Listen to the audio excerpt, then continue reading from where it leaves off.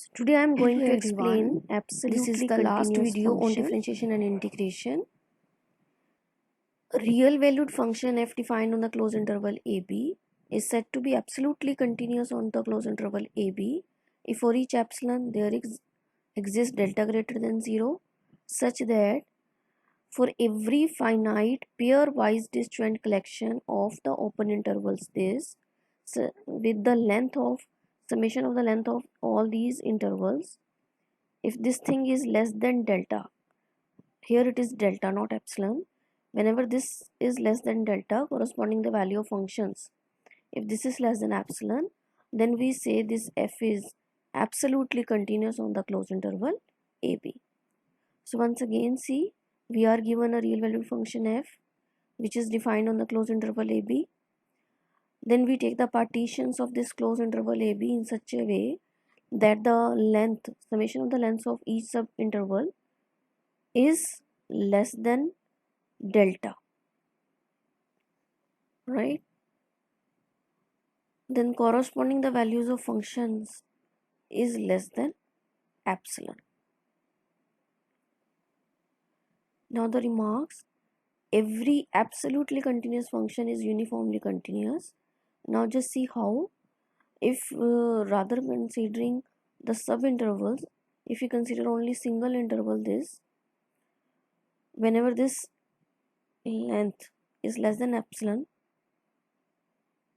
corresponding to value of the function is less than epsilon, means whenever this distance is very small, corresponding this is also very small, then we say this is uniformly continuous, right? By choosing single interval this in a ab, if we have this thing, then we get the function is of uniformly continuous. So every absolutely continuous function is uniformly continuous, but converse need not be true. Secondly, we can replace the finite collection with countably infinite, right? So by considering all such intervals whose length is very small and the corresponding value of the function is small, by taking n tending to infinity we get this thing also, right? So we can replace the finite with countably infinite.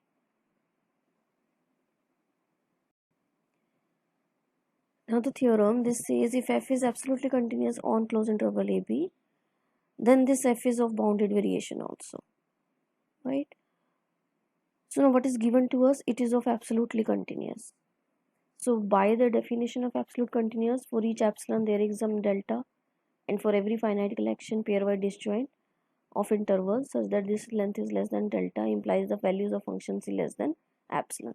So we choose epsilon to be 1 here, so we get this is less than 1, right? Now for we select some natural number n in such a way such that we partition this closed interval ab in such a way that each sub interval has length less than delta, right? We partition so small that c1 minus c0 is less than delta, c2 minus c1 is less than delta, and so on, right? So we partition this closed interval ab in such a way so that each length is less than delta, then the corresponding values of function over each subinterval will be less than 1. Okay, so further, for every finite collection this in subinterval, because this is less than delta, and further we subdivide this interval into this pairwise disjoint subinterval such that the summation of the length of this is less than delta, because the length of um, the upper interval, right, this is less than delta. So partition cj minus 1, partition cj minus 1 cj interval, right, in such a way such that the summation of these is less than delta, then corresponding value of the function is less than 1 by the definition of absolute continuity. Now since this is true for every j varying from 1 to n for each subinterval, it means the total variation of the function over each subinterval is less than equal to 1. Hence the total variation of the function f over the interval AB is nothing but the summation of all these. Okay, and this will be 1 plus 1 plus 1 till up to capital N. So we get this is N. Alright, since this N is finite number, so we get the total variation is finite. Right, and this implies our f is of bounded variation. So once again, see what is given to us. Given that f is of absolutely continuous, we want to show it is of bounded variation. So by the definition of absolutely continued, we first get this. We choose epsilon to be 1. Now we divide closed interval AB in such a way that each subinterval has length less than delta. And each subinterval is further divided into these pairwise disjoint intervals such that the summation of these xi is less than delta implies the values of the functions is less than 1. Right? Now this is variation. This is any variation with respect to the any partition. So this is true for every partition. So this implies total variation. So total variation of the function over AB is nothing but the sum of all these variations. So this is less than equal to 1 plus 1 plus 1 till up to 1. So 1 plus 1 n times gives you this value is capital N. But this value is finite. So this implies total variation is finite. So hence our function is a bounded variation.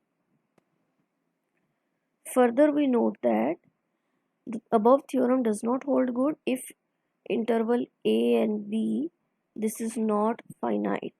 If one of them is infinite, then the above theorem is not hold, because in that case the total variation will not be finite. Right? So if total variation is not finite, so your function is not a bounded variation. So this means the interval should be finite interval. Now the next corollary, this says if f is absolutely continuous function, then it has derivative almost everywhere. So for this, since by above theorem what we get, whenever your function is of absolutely continuous, it is of bounded variation also. So bounded variation means your function can be written as the difference of two monotone functions on the closed interval AB. Since your monotone function which is bounded also implies that your function derivatives exist, right, almost everywhere. So from where we here we get whenever your function is of absolutely continuous, it has derivative almost everywhere. But the converse of the theorem 6.2 need not be true, means if your function is a bounded variation, this not always implies that function is absolutely continuous also. Okay, now this theorem says the properties about the absolute continuity, that whenever f and g they are absolutely continuous on the closed interval AB, then their sum constant multiple with the function, the product of two functions, the division of two functions provided the g is non-zero, all these are absolutely continuous.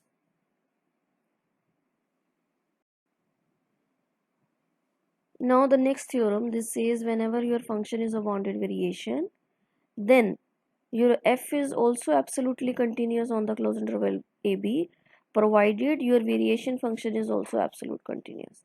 So this is both ways.